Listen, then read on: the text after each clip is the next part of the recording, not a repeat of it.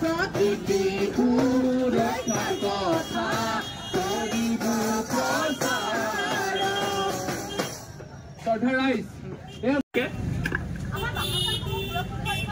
হয় আশাৰ পৰিকল্পনা দুইটাই আছে। বন্য প্ৰাণী আৰু প্ৰকৃতিক গছ গছনিসমূহ আমি নিজে সুৰক্ষা প্ৰদান কৰিব লাগিব।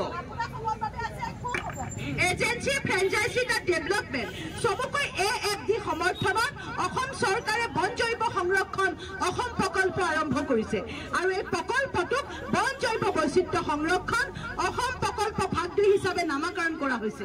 ইয়াৰ উদ্দেশ্য হৈছে স্বাস্থ্যকৰ পৰিৱেশ তন্ত্ৰ আৰু সুখী সমাজ গঢ়িবলৈ কাম কৰা। কিন্তু এই প্ৰকল্পটো এনো বাৰু কি কাম কৰিব? এই প্ৰকল্পটোৰ জৰিয়তে বনৰ ওচৰে পাজৰে থকা মানুহবিলাকক অন্য কাম কৰি বনৰ ওপৰত নিৰ্ভৰশীল নহয়, অন্য কাম কৰি যাতে নিজৰ উপাৰ্জন বৃদ্ধি কৰিব পাৰে তাৰ ওপৰত গুৰুত্ব দি থকা হৈছে। বন্য অঞ্চলৰ ওপৰত নিৰ্ভৰশীলতা হ্ৰাস কৰি বনপান্তীয় লোকসকলক বিকল্প জীৱিকা প্ৰদান কৰিব।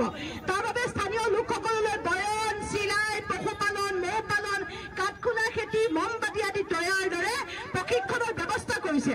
প্ৰশিক্ষণ লোৱাৰ পাছত তেওঁলোকৰ হস্তনিৰ্মিত শিল্পসমূহ বিক্ৰী কৰিবলৈ বন বিভাগে বজাৰ পাতি দিছে।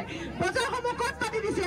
বজাৰসমূহ পাতি দিছে পবিতৰা অভয়াৰণ্য, অসম ৰাজ্যিক চিৰিয়াখানা, হৰণবিল উদ্যান এনেধৰণৰ স্থানসমূহত বন সৃষ্টি নামৰ বিপণী স্থাপন কৰিছে। এই বনাঞ্চলবাসী দাঁতিকাষৰীয়া লোকসকল আমাৰ পৰিয়ালৰ দৰে, তেওঁলোকে অৰণ্যৰ ওপৰত নিৰ্ভৰ কৰিয়ে চলি আছে। বাৰু ঠিকে আছে দিয়ক, আপোনালোকে এনেবোৰ ব্যৱস্থা হাতত লৈছে নহয়, মই মানি লৈছো দিয়ক।